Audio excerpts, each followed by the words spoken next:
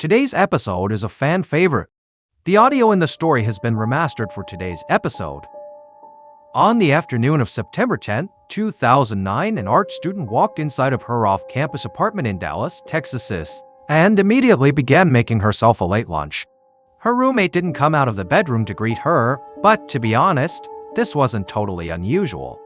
The two of them, despite being roommates, were not actually very close at all. After eating their food, the student studied for a while, and then watched some TV, and then went to bed.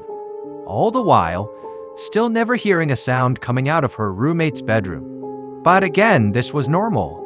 That is, until the next day, when the student received a call from their school telling her to go back to her apartment to check on her roommate, because apparently the roommate's mother was very concerned about them. The student was annoyed but went back to the apartment, and when they walked into their roommate's bedroom, they would see something that would haunt them for years, and it would instantly explain why their roommate had not come out of the room. But before we get into that story, if you're a fan of the strange, dark, and mysterious delivered in story format, then you've come to the right podcast, because that's all we do. And we upload twice a week, once on Monday and once on Thursday. So, if that's of interest to you, please offer to change the oil in the follow button's car, but be sure you replace their oil with vegetable oil. Okay, let's get into today's story. On the evening of Wednesday, September 9th, 2009, 20-year-old Shelly Nance walked into her bedroom inside of her off-campus apartment in Dallas, Texas, and then shut the door behind her. Shelly liked the fact that once inside of her room, she would not need to speak to anybody. She preferred it that way. She settled down on her bed with her back propped against a stack of pillows, and then she took out her notebook and pencil and began to draw. Shelly spent most of her time drawing on a computer at the Art Institute of Dallas, where she was a second-year multimedia and animation student. But when she was by herself and just wanted to relax, she preferred just using pencil and paper. Tonight, Shelly began sketching a young woman who looked a lot like herself, slender, with long flowing hair and just a hint of a smile on her face. Shelly originally began drawing to escape the boredom of growing up in the tiny town of Italy, Texas, where she'd always been something of a loner.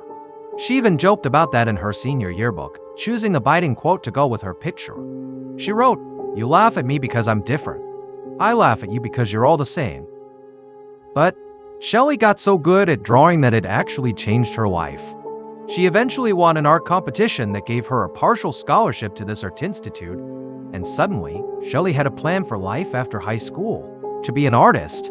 As soon as she got to the art school and started meeting her eccentric and creative classmates, Shelly felt like she'd finally found her place. For the first time ever, she had friends who actually understood and accepted her works. They would go to anime conventions together and even dress up as their favorite anime characters. It was a world that Shelly, frankly, never could have imagined back in her hometown, which was basically no more than a truck stop along the highway. And going to this art institute provided another big first for Shelly. She had a boyfriend, Nathan Shupp, and they often could be found playing video games together on the couch at his apartment. But as Shelly sat there sketching tiny doves into her picture, she realized that having this active social life now could actually be kind of a burden. Until recently, she had never had to consider anybody else's feelings but her own. But now, having a boyfriend meant she had to plan for two people. And after dating Nathan for 2 months now, she was actually starting to have heard doubts about the relationship. She thought Nathan was a good person, but deep down, she knew she didn't feel about him the way he felt about her. Now, she didn't want to hurt his feelings, but at the same time, she couldn't help but feel really strongly that she kind of just wanted to break up with him. She just had no idea how to actually tell him. Shelly put her pencil down and closed her sketch pad, hoping for a new distraction. And she found one after she hopped on her computer and went on a popular website looking at other artists' work. And Shelly's thoughts very quickly kind of drifted away from Nathan and the seemingly imminent, unpleasant conversation that she was going to have with him. After a while, Shelly looked up at the clock, and she was shocked to see that it was already 6:00 in the morning. She'd been up all night. She really needed to get some rest before her classes that afternoon. So, She left her room to make sure the front door was locked. Then she went back to her bedroom, closed the door, crawled back into bed, and drifted off to sleep. A little more than 24 hours later at 7:00 am on Friday, September 11th, Shelly's mother, Cynthia, woke up in a motel in Colorado. She and her husband were a little over halfway through their 22-hour drive to Yellowstone National Park, which was like their dream trip. While they raised their 3 girls, they barely ever left their small town in Texas. But now that Shelly, their youngest, was settled in college, they'd finally decided to take the plunge and go do this big trip. When they'd hit the road Thursday morning, Cynthia sent a text message to all 3 of the girls, and Shelly was the only one who didn't text back. But Cynthia was not that worried about it, because Shelly was a night owl and she often slept during the day when everybody else was up and about. But Shelly would usually call at some point after she woke up for class, except this time she didn't. And so Cynthia had called one of Shelly's sisters to say she was worried, but the sister thought their mother was just overreacting. And so she told her mom, hey, remember, she's an adult. She's a 20-year-old woman who's allowed to have a social life. In fact, her sister was happy that maybe Shelly, the homebody, was out somewhere having fun for once. At 9:09 Jarwam that same morning, Cynthia and her husband went for a scenic ride to the Colorado Rockies. But Cynthia barely noticed any of it because she still hadn't heard from Shelly, and she just had this gut feeling that something was actually wrong. And so as they drove through this beautiful area, Cynthia grabbed her phone and called Shelly's school. A school administrator answered the call, but she sounded annoyed at Cynthia's request. She said they just didn't have the resources to send somebody out to check on every student who didn't call their parents right on time.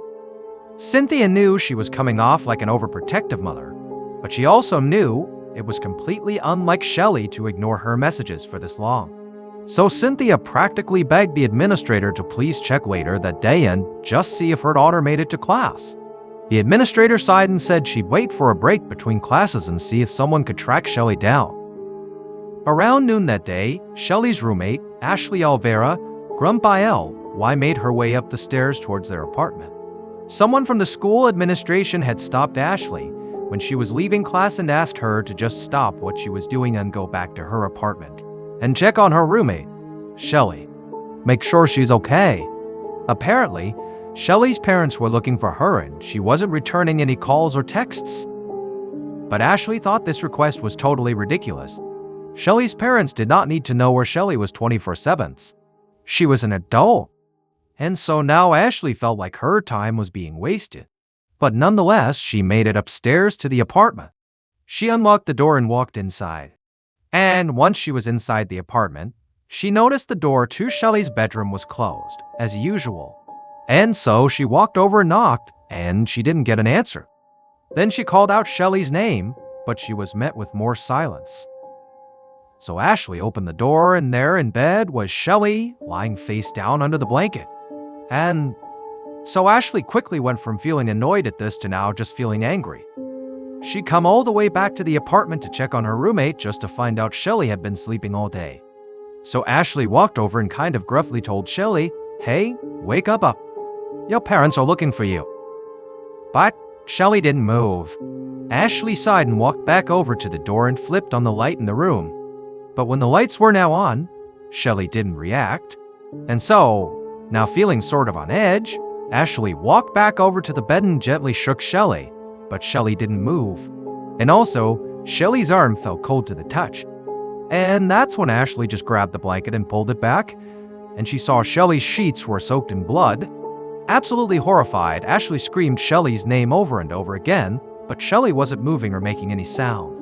And so, Ashley turned and ran out of the room to call 911. Not long after that 911 call, the school called Cynthia back and began to tell her what was going on. They told her her daughter had been found in her room. She was covered in blood.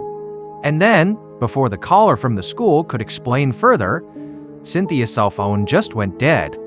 The reception in the Colorado mountains where they were was terrible, and so she had just dropped service. And so Cynthia, who's heard this terrible thing about her daughter, began frantically trying to call back, but she just couldn't get any service. And so Cynthia shouted at her husband to turn the car around and keep driving until she got better phone reception. Her husband immediately did a U-turn and hit the gas, making the tires squeal. And then, just as suddenly as Cynthia had lost service, she suddenly had service again. And so she screamed at her husband to stop the car so she could call them back. And so Cynthia, whose hand was now shaking, finally got through to the Art Institute and breathlessly asked them if her daughter was okay. And the woman on the other end said she was so sorry, but Shelly was dead. Police were investigating right now, but it appeared her daughter had been murdered. Cynthia and her husband just sat there in silence in the middle of nowhere, absorbing the worst news a parent can possibly receive. Cynthia felt this desperate urge to do something, visit Shelly's apartment, talk to detective, or just be there to comfort their other daughters, but they had no choice but to just start driving again, because it was going to take them nearly a day to drive all the way back to Texas. At about the same time that Cynthia and her husband got this terrible news, Detective Paul Elsey placed a fan belt and motor oil on the checkout counter at a Dallas auto shop.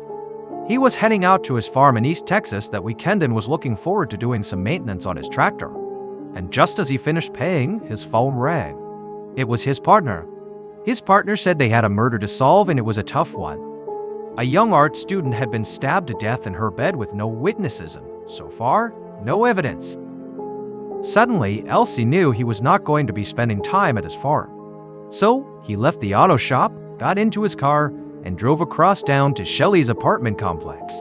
Elsey walked up the stairs to Shelly's apartment and stepped inside, and already it was flooded with evidence technicians who were dusting for fingerprints and snapping photos. Elsey's partner greeted him and quickly got him up to speed.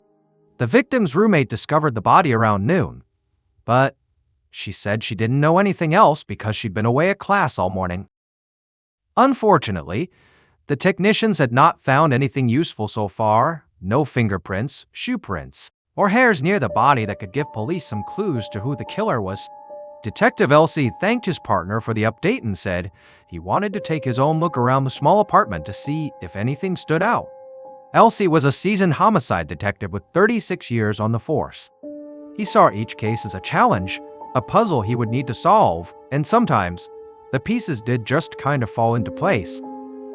Inside the apartment, he noticed the TV and some other fairly expensive electronic equipment were still there. Also, the windows weren't broken, and there didn't appear to be any signs of forced entry. So, this didn't seem like a robbery. More likely, Elsey thought the victim let the killer into their apartment, or the killer had a killer. Elsey walked into the bathroom next to Shelly's bedroom and realized why there was so little blood tracked around the apartment. He could see a spot of blood on the edge of the sink, as well as a few spots on the edge of the tub. The killer had clearly tried to clean themselves up after committing the murder.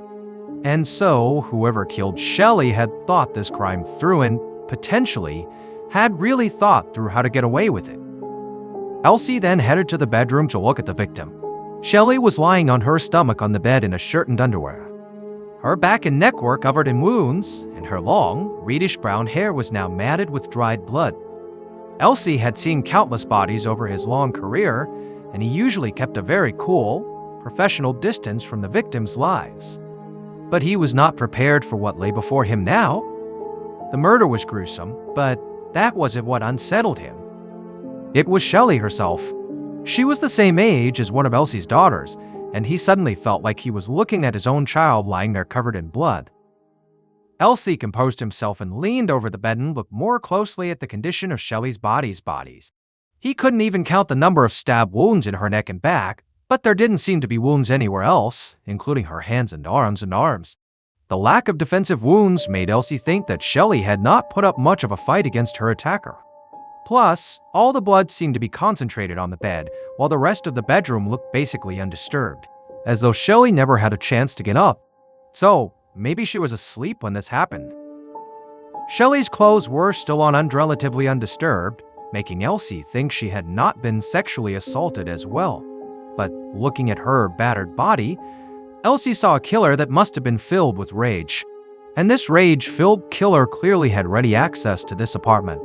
And so, the detective felt certain that Shelly must have been killed by someone she knew, who must have had a very personal and serious problem with her. Later on that day, sometime in the afternoon, the medical examiner provided a more detailed picture of what actually killed Shelly. Both her carotid artery and her jugular vein, which are in her neck, were severed, and her esophagus and trachea had been punctured, as well as one of her lungs. And so, Shelly had suffered multiple wounds that on their own would have killed her, but she had several of these fatal wounds. Yet, beyond the savage attack on Shelly's upper body, there were basically no other injuries. Not only were there no additional stab wounds, the medical examiner also concluded that Shelly had not been sexually assaulted. And the killer left behind almost no obvious physical clues, except perhaps one. As the medical examiner was swabbing under Shelly's fingernails in hopes that maybe she might have scratched her killer, he spotted a blue speck under Shelly's left wrist. It looked like nothing more than a tiny piece of plastic, but it was the only physical evidence the killer seemed to have left behind, so he had sent it off to the lab to be tested. Detective Elsie was interviewing Shelly's roommate, Ashley, at the police station when he heard a knock at the door, and one of the officers handed him the autopsy results. Elsie stepped into the hallway outside of the interview room and quickly scanned over the report for highlights, and one finding jumped off the page at him. From the condition of Shelly's body, the medical examiner estimated that she had been dead for up to 24 hours by the time Ashley found her. Elsie was startled. He had assumed that Shelly must have been killed no more than a few hours before Ashley found her. But now the medical examiner was saying that the murder most likely happened a full day earlier, sometime on Thursday, not Friday. And this cast the murder into a whole new light. And so, Elsie went back into the interview room with lots of new questions for Ashley. It dawned on Elsie that if Ashley's story was to be believed, that meant Ashley had been living with the corpse of a roommate for the better part of a full day. Ashley had said that she and Shelly were really never friends. They were just roommates, and it wasn't uncommon for them to go days without seeing each other. In fact, Ashley had already told Elsie that the last time she had seen Shelly was Wednesday morning before she'd left for class, so 48 hours before Shelly had been found. But despite that, Elsie really just wanted to know where Ashley was all day on Thursday, when she apparently didn't see her roommate at all. Ashley told him she left for class at 9. 0 a.m. that day and then come back to the apartment at 3:00 p.m. And for the rest of the day, Ashley said she stayed at the apartment eating dinner, doing homework, and then going to bed. Elsie's eyebrows shot up and he held up the autopsy results. And then he told Ashley that the report showed her roommate had been killed earlier than police realized initially. He told her that if what she was saying was true, she'd gone about her business in their small apartment for 18 hours with a dead body in the next room. How is that possible? But Ashley only seemed confused, like she couldn't quite process the information she had just been given. She said she really didn't know what he was talking about, but the detective thought that just wasn't good enough. Elsie pointed out that the roommate shared a single bathroom and that investigators found blood on the sink and in the bathtub. How could Ashley possibly have missed the blood? Didn't it make her worry about her roommate? At that point, Ashley began to cry. She did see the blood, but it was only a few spots, so she didn't think Shelly was hurt in any serious way. But still, Elsie was not persuaded. He thought there was more going on here than Ashley was saying, so he asked her, was there any problem between them? Ashley insisted that they'd only had minor disagreements, just girl stuff. She said the detective wondered what that meant exactly. And so he said, were they fighting over the same love interest or something? But Ashley swore that never happened. Shelly had a boyfriend, Nathan, and Ashley was not interested in him at all. In fact, Ashley said she had very little contact with Nathan and she kind of liked it that way. Friends of hers told her that Nathan actually had a really bad temper. He apparently loved playing video games so much that if something went bad for him in the game, he would just totally lose his cool and explode. Detective Elsie thought Ashley's answers still seemed off. In fact, they were so far off that Elsie started to see Ashley as a suspect. After all, who would have had easier access to the apartment than Shelly's own roommate? But Elsie decided to try a new tactic and he asked Ashley, was there anybody else besides her who had a key to this apartment. And Ashley told him that besides her and Shelly, no one else did. At this point, Detective Elsie couldn't help but feel convinced that Ashley must have had something to do with Shelly's death. If Ashley had the only other key, well then, she was either directly responsible or, perhaps, she was the one who let the killer into the apartment. He didn't know which it was, but based on how nervous Ashley looked at this moment, he had a pretty good idea how to find out. So he just came out and accused Ashley outright of the murder. He told her to confess him that things would actually be much easier for her if she did. But Ashley just stared back at the detective in total disbelief and began to cry again. For the next couple of hours, Detective Elsie tried to wear Ashley down, hoping for a confession that would wrap up the case. But Ashley did not change her story, and she never confessed to anything. By Saturday, September 12th, after an excruciating, mentally tortuous journey, Shelly's parents finally arrived back in Texas and went to meet with Detective Elsie. When they came into the station, Elsie thought they looked like they hadn't slept the entire doctor back, and he knew they were obviously grieving. But he didn't need to talk to them right now, regardless of their condition. Their answers could be the key to finding out who killed their daughter. And so, the first question he asked them was, were there any problems between Shelly and her roommate, Ashley, that they were aware of? Her parents seemed surprised by the question.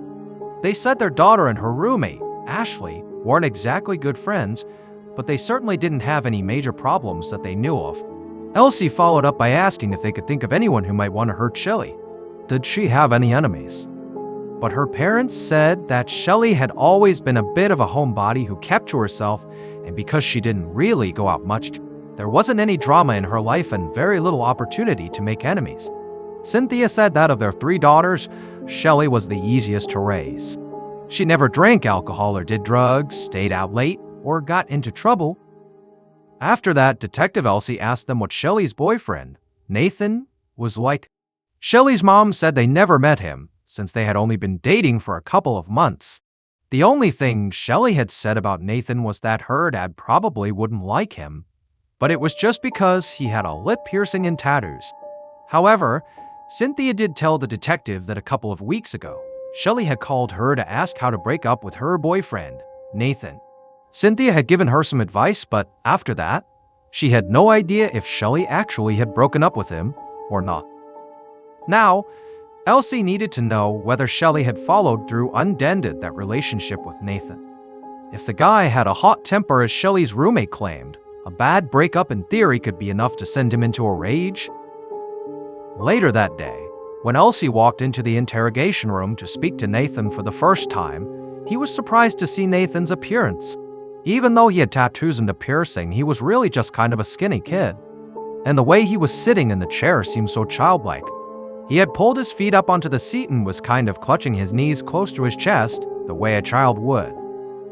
But Elsie knew looks could be deceiving. So right away, he asked where Nathan had been on Thursday, the day of Shelly's murder. Nathan said he'd been staying at his mother's house that week, and he had slept there on Wednesday night. On Thursday morning, his mother had dropped him off at the school at around 9. But he didn't have school until 3. The 0. The detective couldn't believe what Nathan had just told him. He had just admitted that he had this big window of time on the day Shelly was murdered that was basically unaccounted for. Nathan told the detective that all he had done that day was homework in the computer lab during the 6 hours before his 3:00 p.m. class. But Elsie was sure that Nathan had left at some point for some amount of time, maybe to go to the bathroom or maybe to get something to eat. Something to eat.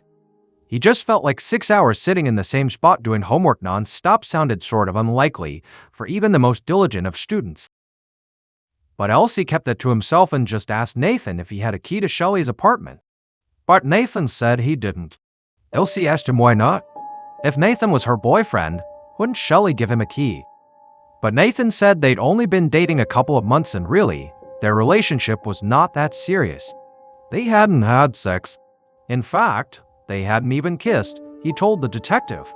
The only thing they'd ever done that was sort of intimate was hold hands. Elsie was convinced that Nathan had to be downplaying his relationship with Shelly to kind of make himself seem less culpable. I mean, after all, what college couple didn't do anything more than hold hands if they've been dating for a couple of months? I made it just seem kind of unrealistic.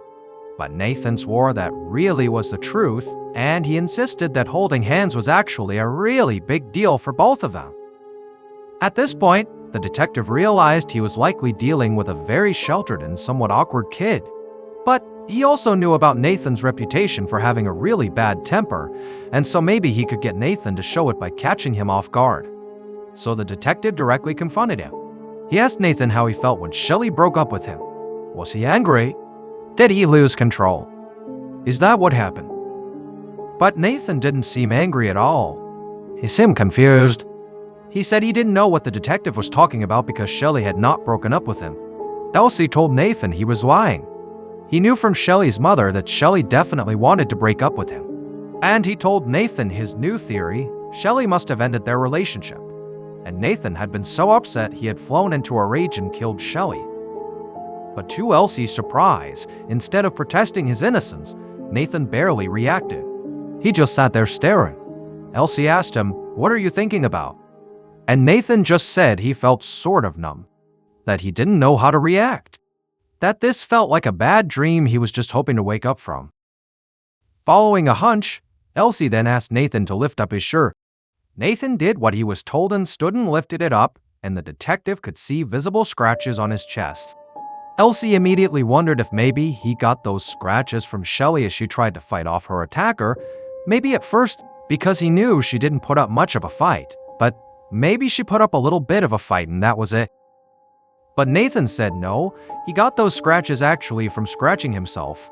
He said he didn't kill his girlfriend and he really had nothing to hide.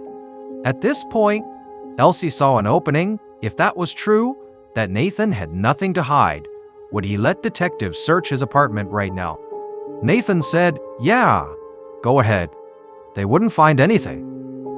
And so, a little while later that day, Elsie and some other investigators followed Nathan up the steps to his off-campus apartment. When they got to the door, Nathan unlocked it and let them inside. Elsie told Nathan to wait by the front door and he had a detective stay with him. Elsie didn't want Nathan to interfere.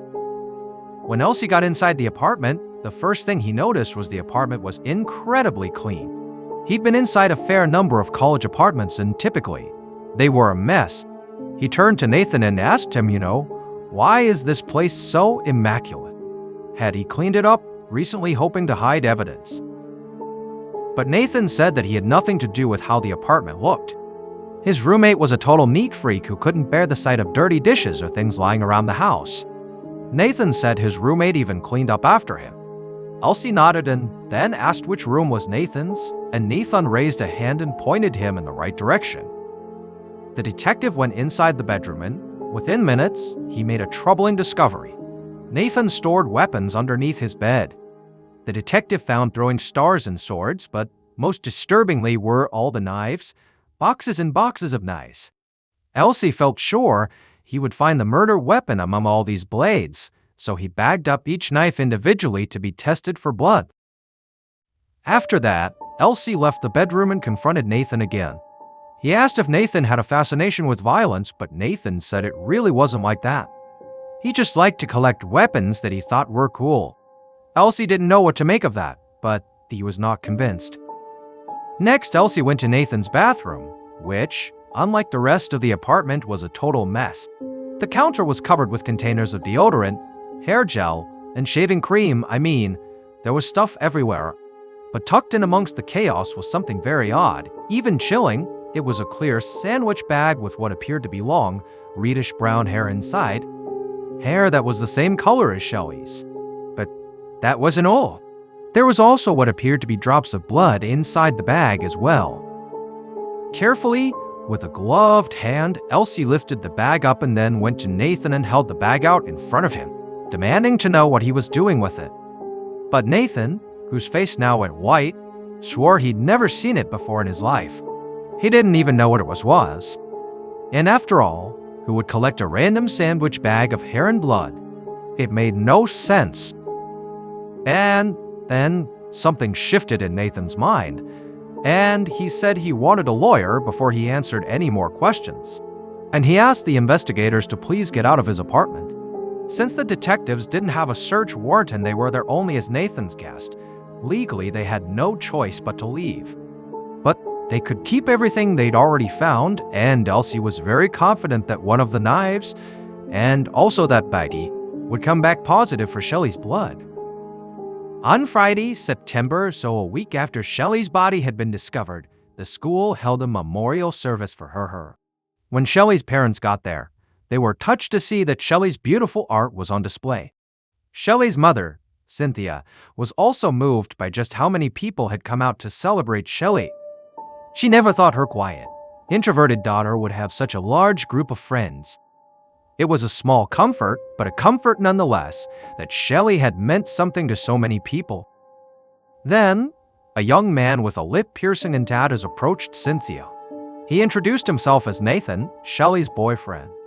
He told her he wasn't sure if he should be speaking to her, but he just wanted her to know how sorry he was that Shelly had died. And then he held out his hand for her to shake it. But Shelly's mother couldn't do it. She had seen the look on Detective Elsie's face after she had mentioned the breakup, and she knew exactly what the detective was thinking. That Shelly's boyfriend, Nathan, had murdered Shelly. And now, with Nathan standing right in front of her, Cynthia couldn't help but feel repulsed. And so, she did not shake his hand. And so, Nathan just stood there awkwardly for a second, and then Nathan got the hint, lowered his hand, and walked away. By the end of September, the analysis of the knives in the baggie that were taken from Nathan's apartment came back from the lab. The first result shocked Elsie. None of the knives in Nathan's apartment had any traces of blood, Shelly's or anybody else's. However, that little baggie containing the hair inside of Nathan's bathroom did have blood in it, and it belonged to Shelly. And so, Elsie assumed after Nathan killed his girlfriend, he must have taken that as sort of like a trophy from the murder scene to add to his bizarre collection. So, on October 8th, 2009, almost a month after Shelly was murdered, Detective Elsie called Nathan to the police station for a second interview. But this time, Nathan showed up with his lawyer. And the lawyer, who spoke on behalf of Nathan, said that Nathan was happy to answer the officer's questions and wanted to do whatever he could to help catch Shelly's killer. But the lawyer hoped that this conversation would be civil. Elsie knew what that meant. He would have to keep a lid on how aggressively he questioned Nathan, or potentially they would just leave. And so, Elsie nodded and then told Nathan that the bag they'd found in his bathroom contained his girlfriend's hair and blood. And so, he asked Nathan to please explain how it got there. Nathan's lawyer looked down at Nathan and nodded, letting him know it was okay to answer this question. Nathan took a deep breath and then looked at Elsie and told him he had never seen that baggie before. He swore it, but he argued that that really shouldn't be that surprising. After all, he was not the only person who lived in that apartment, and his roommate, whose name was Daniel Wozniak, did have easy access to the bathroom. And Nathan didn't stop there. He claimed that his roommate Daniel was jealous of his relationship with Shelly because Daniel actually had a crush on Nathan. In fact, Nathan said Daniel had gotten really possessive of him and wanted to control him. Elsie asked Nathan if his roommate Daniel had ever made a legitimate pass at Nathan, like really tried to be romantically involved with him, and Nathan said no, he had not. And so, even though Elsie didn't know what to make of this, he suspected that maybe this crush that he was talking about was not real and, perhaps, Nathan was just throwing his roommate under the bus to protect himself. Elsie turned to the lawyer and said that things didn't look good for his client. The investigators had found Shelly's blood in his bathroom, and he said that Nathan had a motive to hurt Shelly because he knew that she planned to break up with him. Plus, Nathan had a reputation for having an explosive temper. And so, if Nathan confessed right now to what he did, maybe the prosecutor would be lenient with him. At this point, the lawyer stood up and said the interview was over, and then he led Nathan out of the room. At this point, Elsie felt sure that Nathan really was just raising suspicions about his roommate simply to protect himself. But the detective had been around long enough to know that he would need to speak with Daniel as well, because it was true. He did have access to that bathroom where that baggie was found. So, a couple of days later, Elsie got in touch with Daniel and asked him to come to the police station to answer a few questions. And once Daniel was there, Elsie decided not to ask him about his supposed crush on Nathan right away. Instead, Elsie asked Daniel where he was the morning of Shelly's murder, and Daniel described his busy day. Daniel said he went to Starbucks to grab a coffee, and then after that, he drove to the lake to take some photographs for school. And then he went to Walmart to pick up some soap and hair dye. And then after that, he'd gone to a friend's apartment to work on an assignment.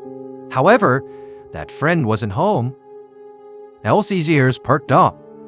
Daniel's alibi was not any better than Nathan's. Daniel had said when he took photos at the lake, he was alone, and since the friend that he had gone to study with wasn't home, there was no one to corroborate that part of his story either.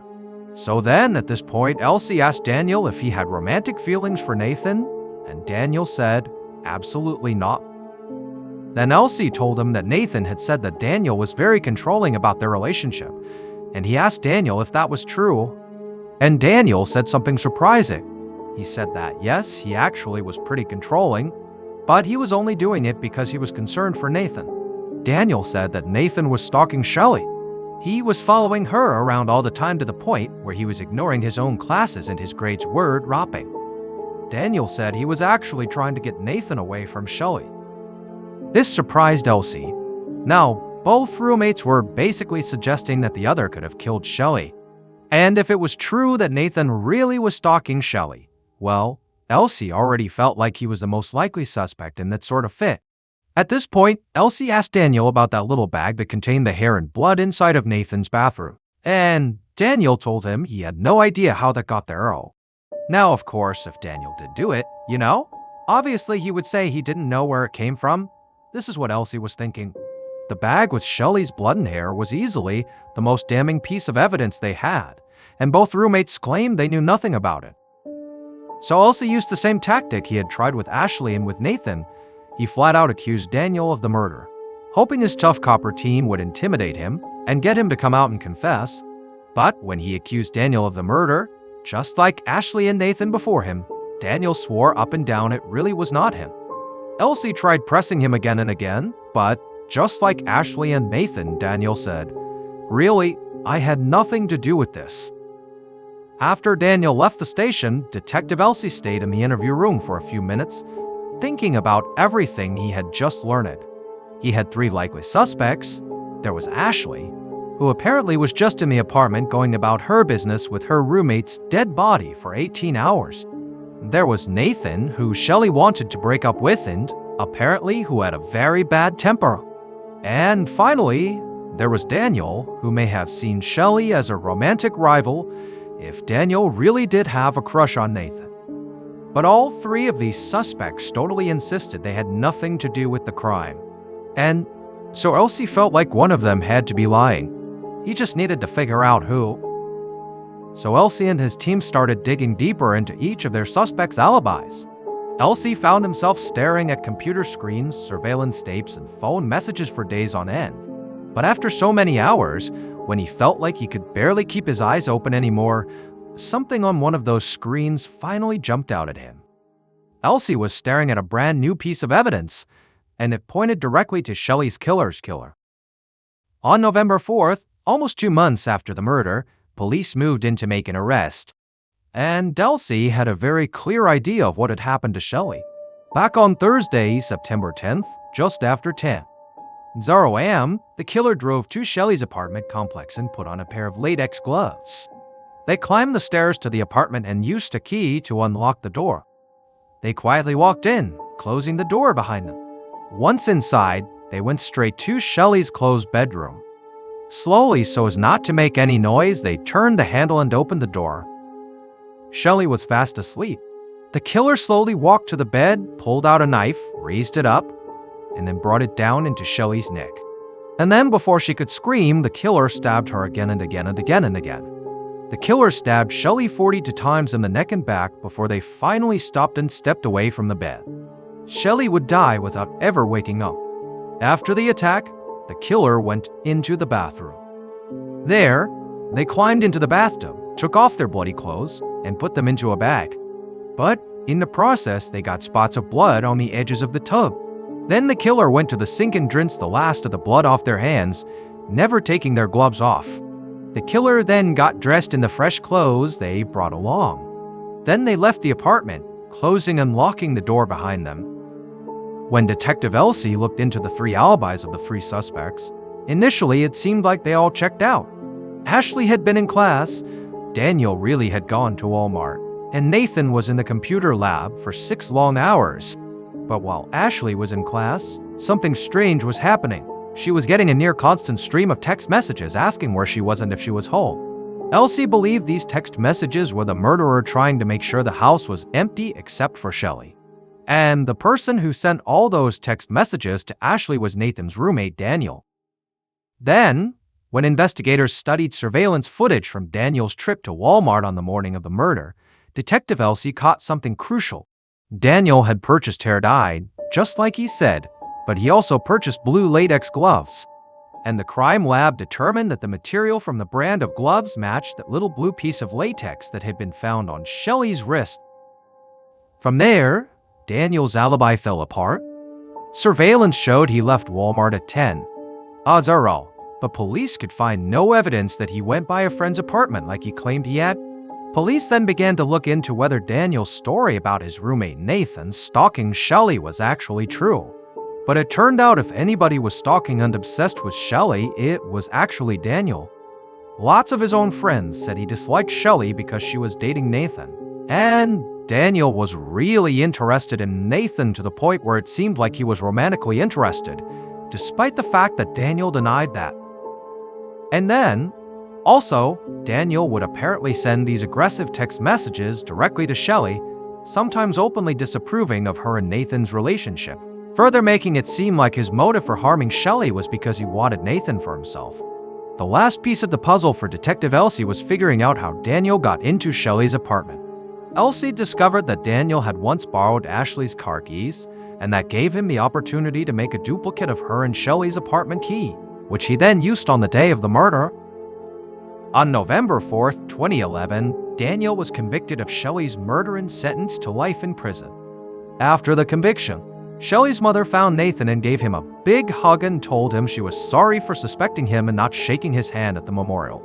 He accepted her apology. Shelly's family created a scholarship in her honor. Every year since 2011, they've given it out to a student who was pursuing a degree in the arts.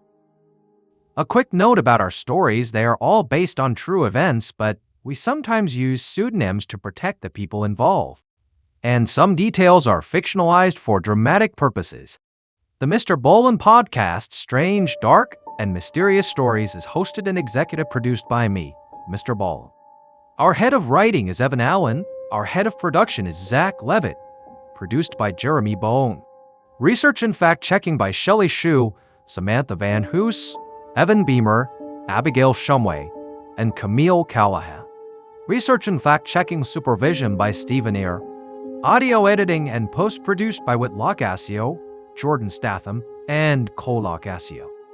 Mixed and mastered by Brendan Kane. Production coordination by Samantha Collins. Production support by Antonio Mann at Ian Dillon Corley. Artwork by Jessica Klug Street on Keener. Theme song called Something Wicked by Ross Bugton. On the morning of December 10th, 1995, a seasoned homicide detective walked into a house on a quiet street in the suburbs of Tucson, Arizona. Another officer led him down the hallway to a bedroom, and when the detective looked inside, he froze. Now, he'd seen a lot of crime scenes before, but this one had to be one of the worst. I mean, there was blood everywhere, all over the walls, all over the floors, the mattress. I mean, it was just a complete nightmare. But, as much as it appeared like, clearly he's looking at the scene of a murder, there was a problem: there was no body. But, before we get into that story, if you're a fan of the strange, dark, and mysterious delivered in story format, then you've come to the right place, because that's all we do. So, if that's of interest to you, please hide mousetraps and all of the follow button shoes. Okay, let's get into today's story. On the morning of December 8th, 1995, a 41-year-old mother named Bonnie Sanborn set a box of cereal down on the dining room table inside of her home in Tucson, Arizona. She then called for her 3 kids to come eat breakfast, and just a few seconds later, her youngest son, 10-year-old Brandon, came bombing into the room and sat down at the table. Bonnie then poured herself a cup of coffee and carried it down the hallway to her 13-year-old daughter Candace's room. Candace was busy putting on makeup, and when Bonnie reminded her that it was almost time to leave for school, she just rolled her eyes and said, she'd be out in a minute. Then Bonnie continued going down the hallway and knocked on the door of her 15-year-old son Bradley's room. And when he didn't open the door, she shouted through the door that if he didn't get out of bed soon, she would come in there and literally drag him out. But there was still no response after she did this, so Bonnie put her ear to the door and listened for movement. She was hoping to hear sheets rustling or dresser drawers opening, but she didn't hear those sounds. Instead, she heard a different sound.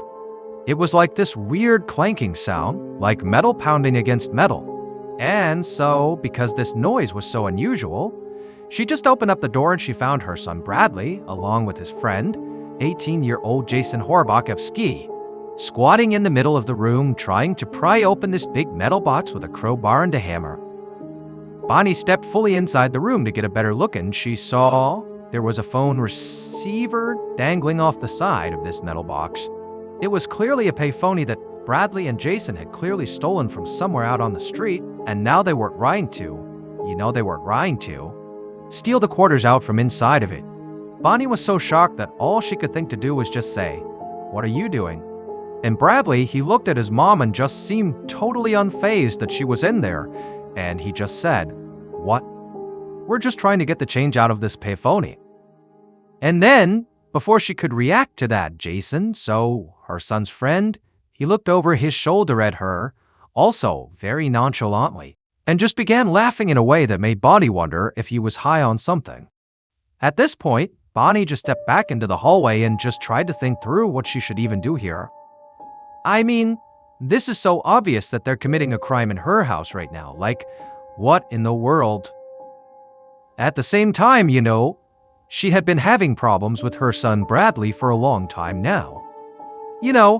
This was definitely not the first time she had caught her son, doing something bad. Her son had been known to throw parties in their house that he definitely was not supposed to. He would pick fights with basically everybody in the house, all the family members. And on top of that, she also knew that periodically he would hang out with known gang members. Now, for a while, Bonnie had tried to be understanding and supportive because she remembered how hard it was to be a teenager herself, but her son's trouble really just kept escalating. And this payphone thing was like a breaking point. She knew she could not let something like this slide. I mean, it was literally criminal, and so obviously so. And if she didn't step in now, it was clear her son would just continue to push the limits further and further until he got hurt, or got somebody else hurt, or, wound up in jail, or something. Like, this was the moment she had to put her foot down. And so, without saying another word to her son or Jason, who were now back to banging on this metal box, she just turned and walked back into the kitchen where her other kids, Brandon and Candace, were now eating their breakfast and looking annoyed by all the chaos being caused by their older brother. And she walked right past them, picked up the phone, and she called 911. And when the dispatcher picked up her call, Bonnie said she wanted to report a theft, and she gave the dispatcher her own address. And then, after she hung up, she told Candace and Brandon to go get their backpacks and go outside so they didn't miss the bus. A few minutes later, Bonnie heard a knock on the front door and she opened it up to find the sheriff's deputies standing on the doorstep. She actually recognized the deputies, and she knew they also recognized her because this was not the first time they'd been called to the Sanborn house.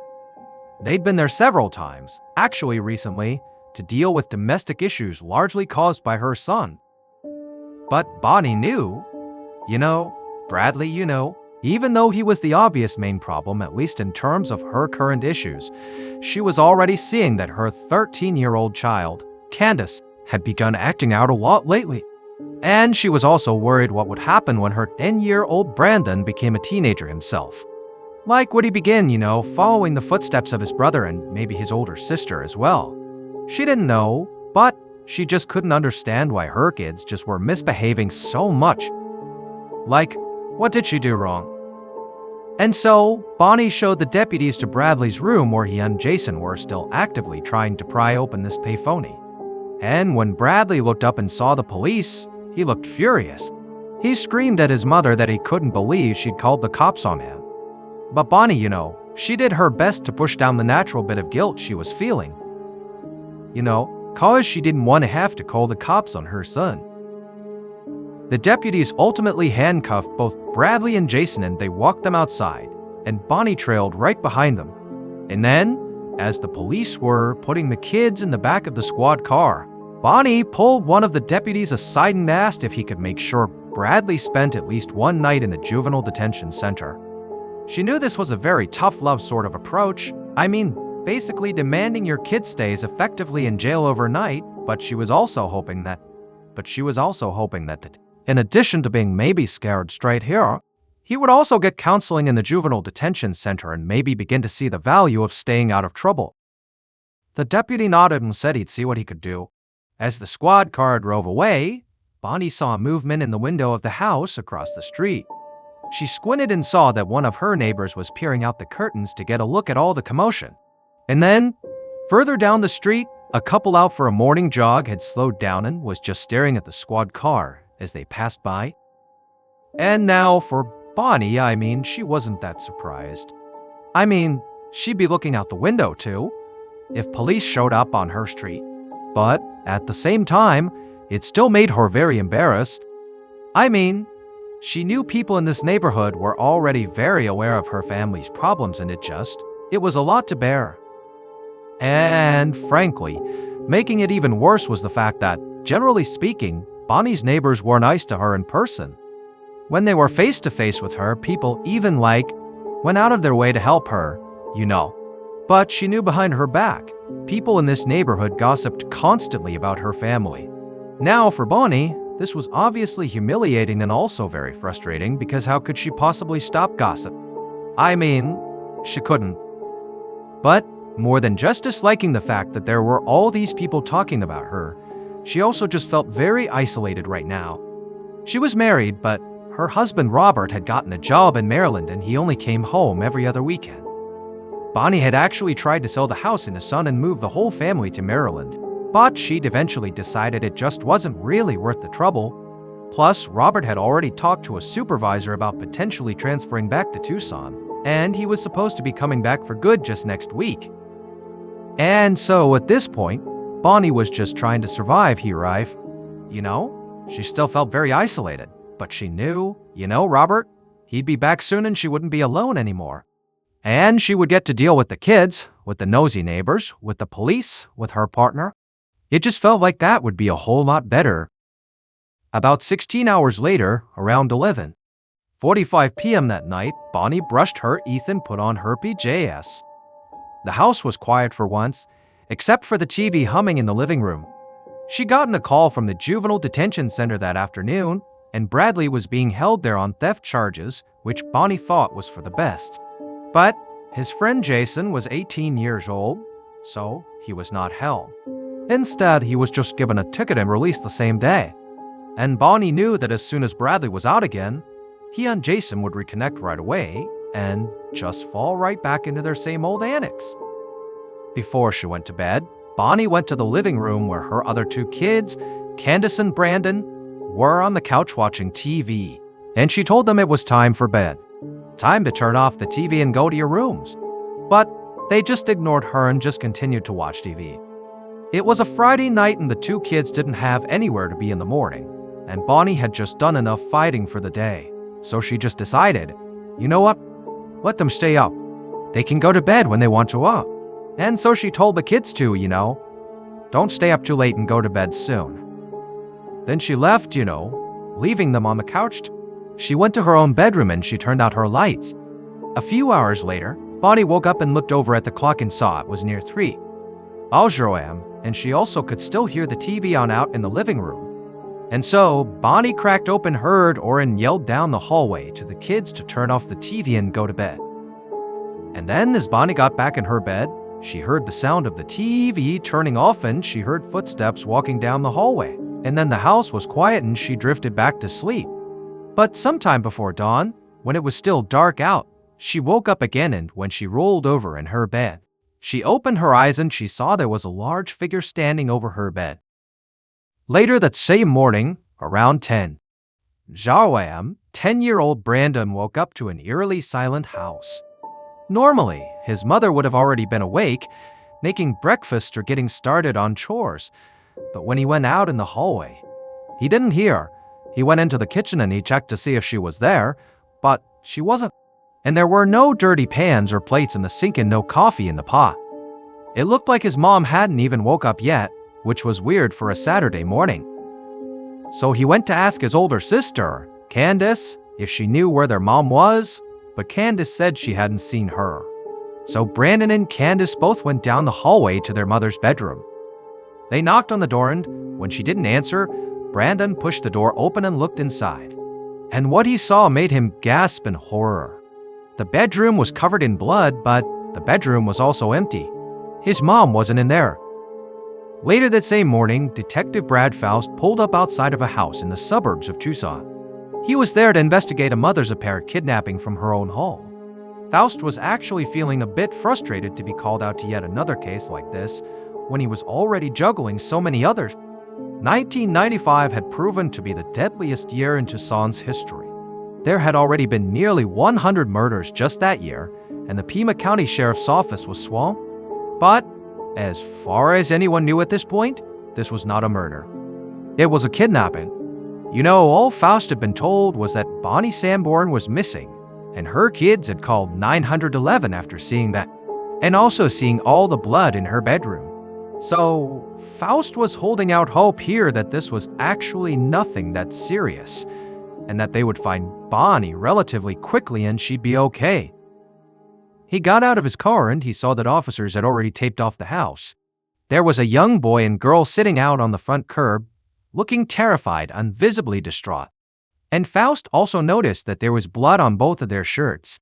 And so he figured that they must be Bonnie's kids, the ones who had made the 911 call, and he made a mental note that he would need to talk to them later.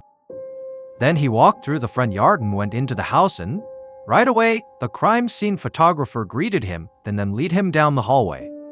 As he walked, Faust caught a glimpse of a family photo on the wall which showed Bonnie and her husband and their 3 kids, all smiling and looking like the perfect all-American family. Before opening the door to Bonnie's bedroom, the photographer paused and warned the detective that there really was a lot of blood in here. Faust nodded, and then the photographer opened the door, and Faust immediately saw what he was talking about. I mean, there was blood spattered all over the walls, the floor, the windows, and the mattress. He felt his heart sink as he realized that, with this much blood loss, they probably would not be finding their victim alive here. But he knew it was going to be very hard to figure out what had happened here, or who was responsible, until they found her, dead or alive. And so, Faust stepped into the room closer to the bed where a forensic technician was swabbing for fingerprints. The mattress was completely soaked in blood, and on one of the pillows, he could clearly see a bloody handprint. He figured it either belonged to Bonnie or her kidnapper, but they'd have to wait for test results to be sure. Faust stepped back and he noticed that the sheets had been partially pulled off the bed and were, sort of, balled up on the middle of the mattress. And to him, it seemed like, given how much blood is in here and the fact that obviously Bonnie is not here, that clearly some sort of long and violent struggle took place in this room. And it seemed to him like the struggle must have originated on the bed, and maybe even the bulk of the struggle was happening on the bed. I mean, it's soaked in blood and the sheets are all messed up, and he's thinking, very likely then Bonnie was in bed when the attack began. Faust also noticed there was a folding knife with a red handle on the mattress, and there was also a purse that had been poured out. There were multiple credit cards and a checkbook that were just sitting on the bed. And the fact that these items were not stolen made Faust think that robbery probably was not part of the motive for whatever happened to Bonnie. But then, something on the floor by the bed caught Faust's eye. After double-checking that the room had already been photographed, Faust put on a pair of gloves and then crouched down and he picked it up. And what it was a small brown button.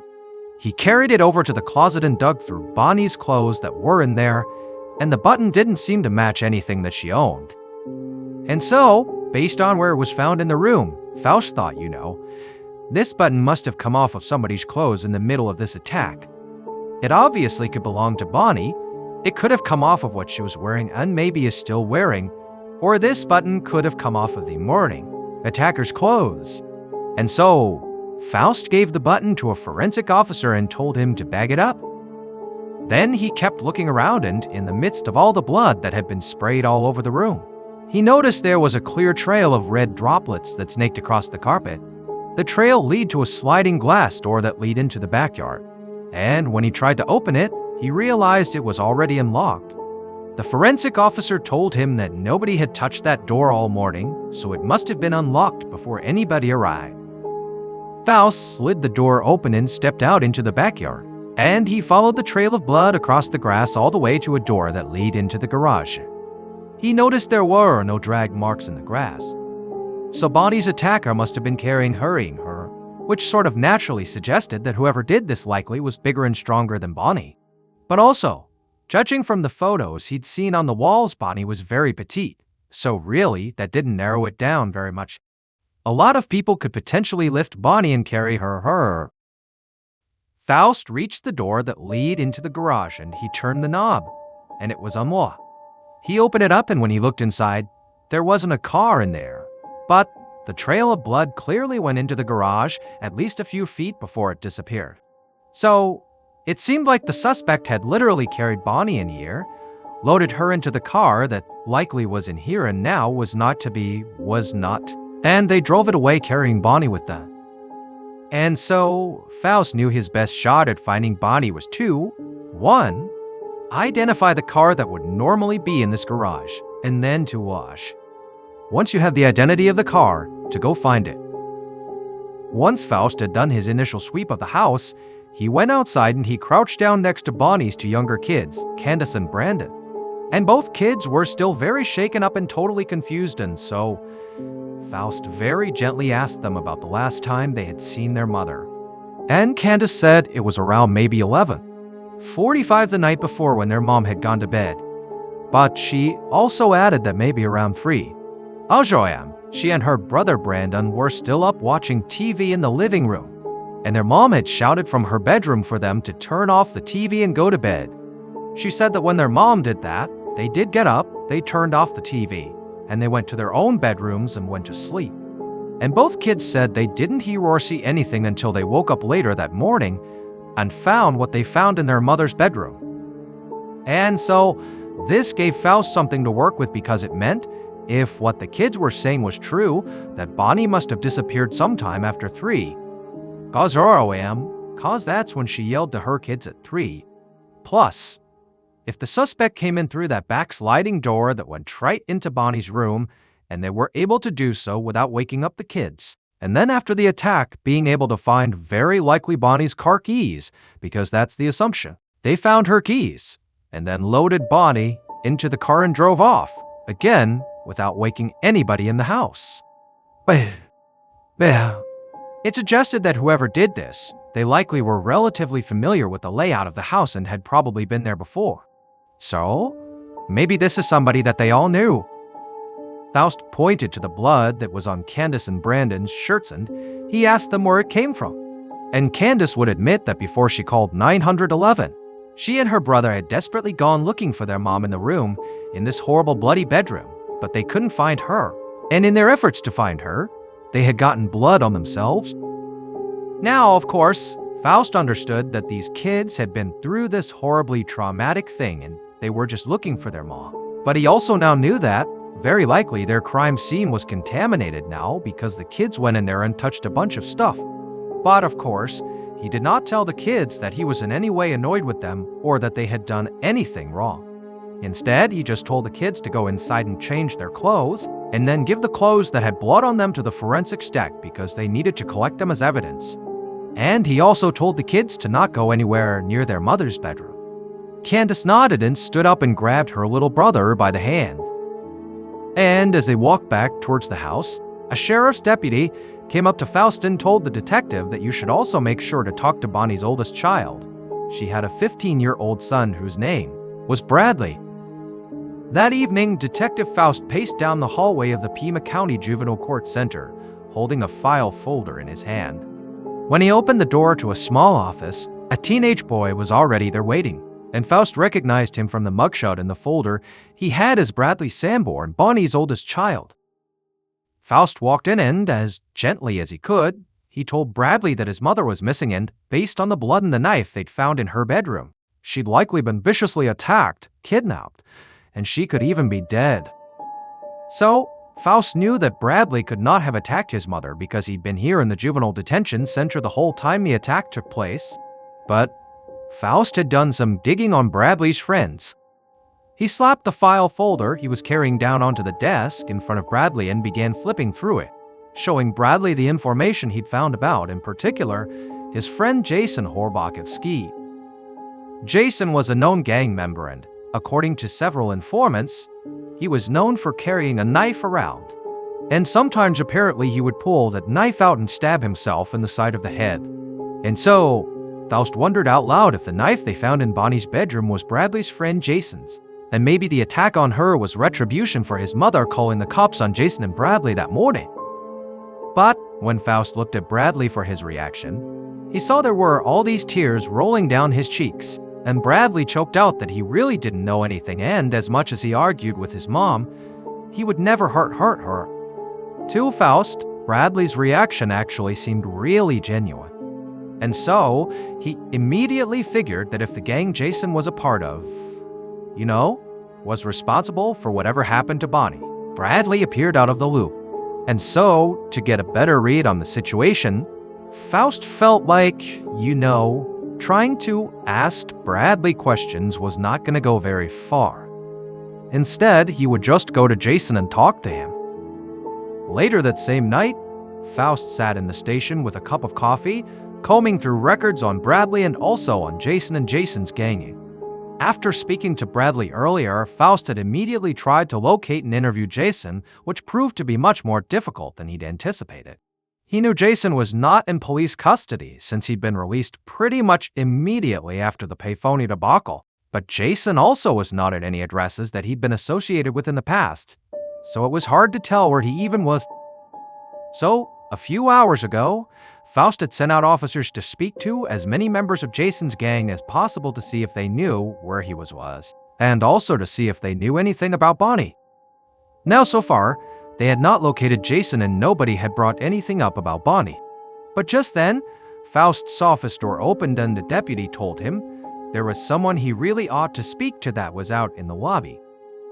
And so Faust got up, he went in the lobby, and who was waiting for him but none other than Jason.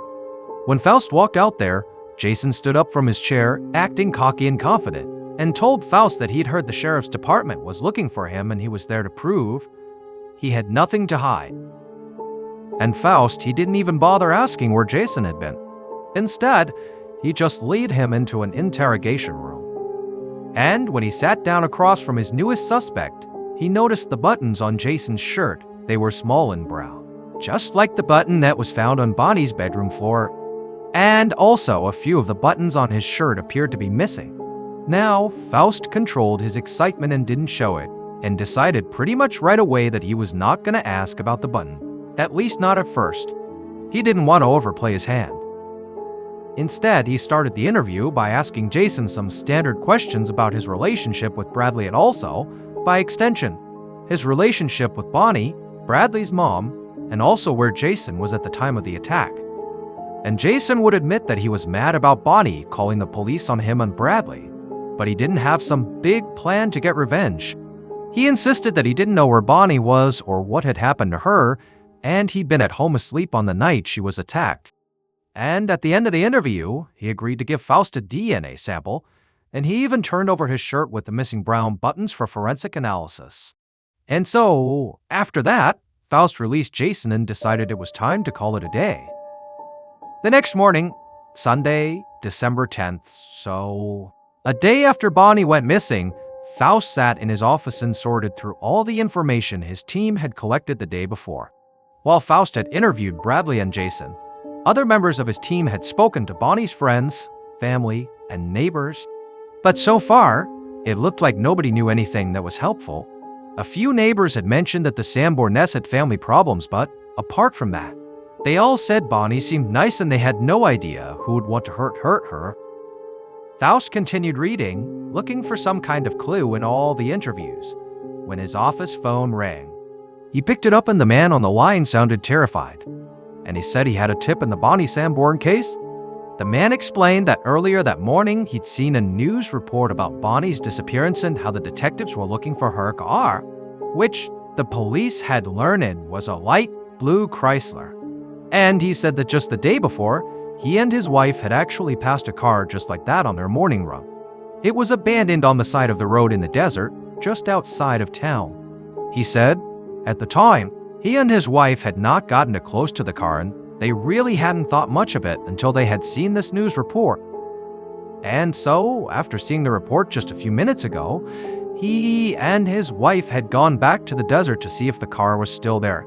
And he said, not only was the car still there, but when they walked up close, they could see in the back seat what appeared to be a woman's body. Faust immediately wrote down the car's location, and when he looked at a map, he realized it was only about a half-mile away from Bonnie's house. He thanked the man, hung up the phone, and then he got in his car and he raced out toward the desert. And when he got past the edge of town into the open desert, he saw right up ahead a light blue Chrysler parked in the sand. He stopped his car on the shoulder near the car. He got out and he approached the Chrysler, and he peered through the window. And almost immediately, he did see a woman's body. It was Bonnie's body and she was slumped over in the back seat, just as the man had said. Bonnie's arms were bound behind her back, and there was a sock stuffed in her mouth, and the lower half of her body was naked. And for Faust, in seeing this, he wasn't surprised, but at the same time, he had held out hope that maybe Bonnie was alive. Just seeing her dead in such a horrible way in the back of this car was it was heartbreaking. And so, Faust went back to his car. He radioed the station and he waited until a forensics team arrived. And then, at that point, he went back over to the Chrysler and he began to examine the body. Faust put on gloves and he leaned into the car, and he lifted up Bonnie's head and he found there were wounds all over her skull, as if she'd been repeatedly struck in the head with something very sharp. And her partial nudity made it seem likely that she was also sexually assaulted. There were also clear defensive wounds on her hands and forearms, which suggested she had fought back hard against her killer. One of the forensic officers pulled out a black light and began running it across the back seat of the car to check for potential DNA evidence, and Faust watched as the forensic officer ran the light over Bonnie's leg. And it lit up a spot, and the officer told Faust that, almost definitely, that spot was the killer's semen. And so he swabbed the area and put the swab into an evidence bag and told Faust that in a matter of maybe a few weeks, they should get the DNA profile back from the lab, and maybe they'd know who their killer was. In the meantime, the fingerprints found in Bonnie's bedroom were analyzed and they had come back with a match that really surprised Detective Faust. All the fingerprints, and that bloody handprint on the pillow, belonged to Bonnie's 13-year-old daughter, Candace. And even though Faust really did not want to consider that a 13-year-old girl had in some way helped with a plot to kill her own mother, he now had to consider it, not only because of the handprint and fingerprints, but also because there was a long record of family problems inside of the Sanborn house.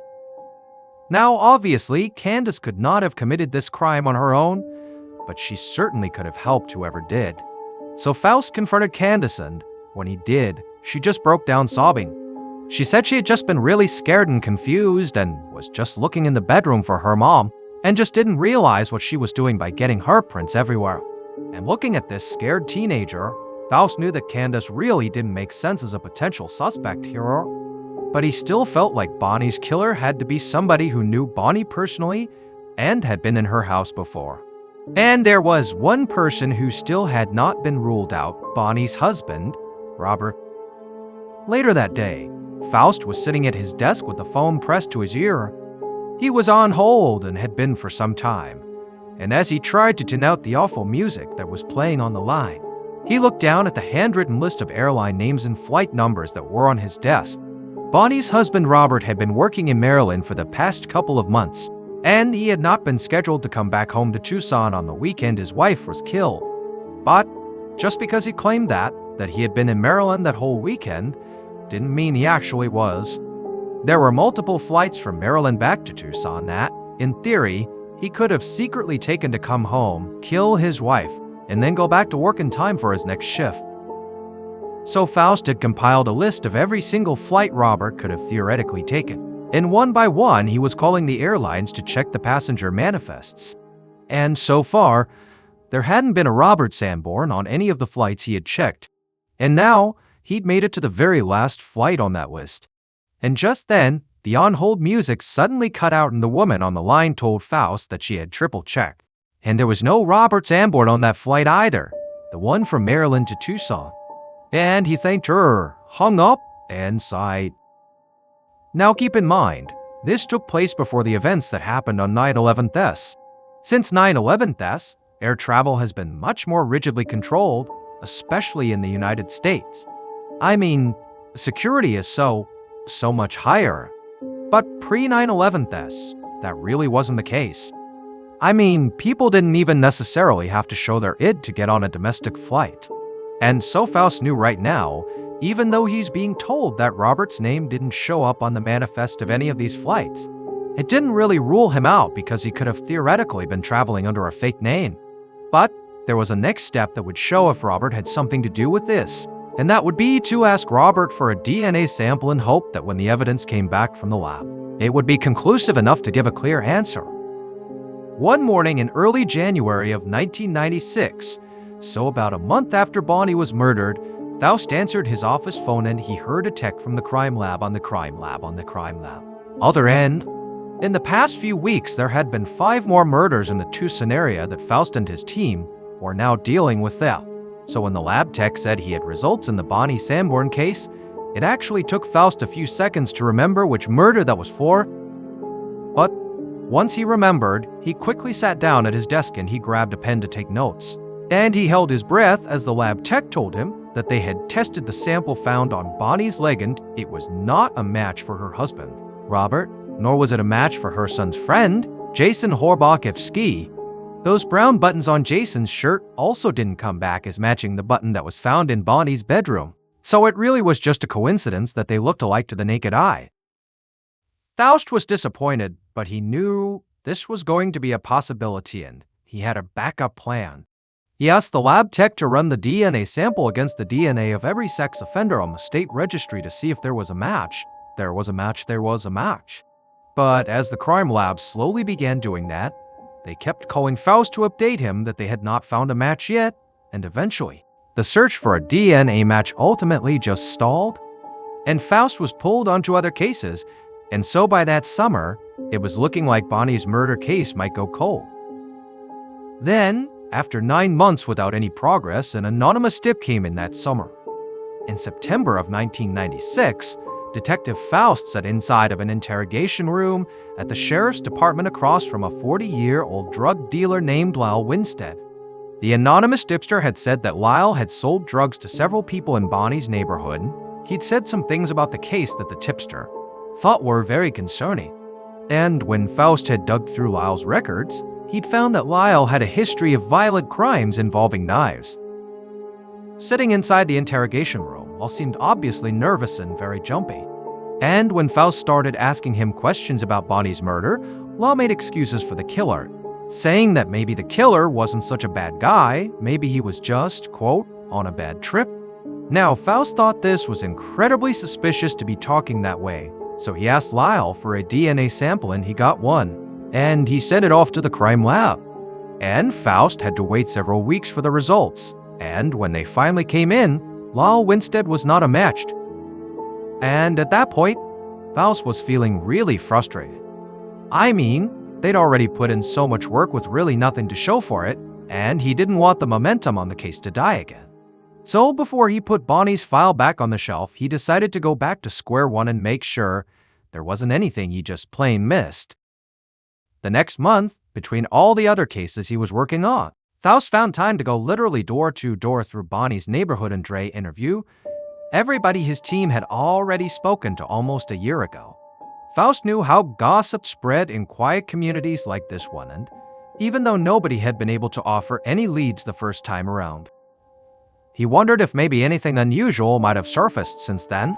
So he knocked on one door after another, and eventually, at a house down the street, a woman told him that she didn't know anything personally, but there was a rumor circulating around the neighborhood that he might want to look into. So Faust did, and after so many frustrating dead ends to this point, it was ultimately this rumor that did allow him to solve the case. Based on that rumor, and also DNA and other evidence that was later uncovered, this is what police believe happened to Bonnie Sanborn on December 9th, 1995. Around 2:30 in the morning, Bonnie's killer watched her house from a hiding spot where nobody could see them. The killer knew the Sanborness had been trying to move to Maryland, but the killer felt like before they did go to Maryland, if they did, that there was something the killer had to do. Around 3:00 a.m., as the killers watching the house, they saw the light in Bonnie's living room finally go dark. And then the killer saw some movement behind the curtains in one of the bedroom windows. And then that lamp went out, leaving the entire house completely dark. The killer had intentionally waited for this moment. They wanted to make sure that not just Bonnie, but her children were asleep by the time they went inside. And so, now that the lights were off and that it seemed like the coast was clear, the killer grabbed their flexed eyes and also their chipping hammer, and then began making their way towards the hall. A chipping hammer is a very particular type of hammer that has a sort of typical one side that you would use to strike something, but the back of that hammer is sharp, almost like a picasse. And so, with this barbaric tool they were about to use in hand, they slowly crept their way across Bonnie's backyard, right up to the sliding glass door at the back of the house, and they found it was unlocked, just like they thought it would be. After all, they'd been to this house before. They sort of understood this one typically stayed unlocked. And they also knew what was on the other side of this door. It was Bonnie's bedroom. After sliding open the door, the killer stepped in and they found Bonnie asleep under the covers in her bed.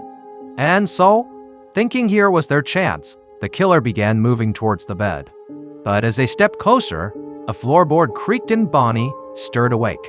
And she rolled over and looked in the direction of the creaking sound and made eye contact with the killer.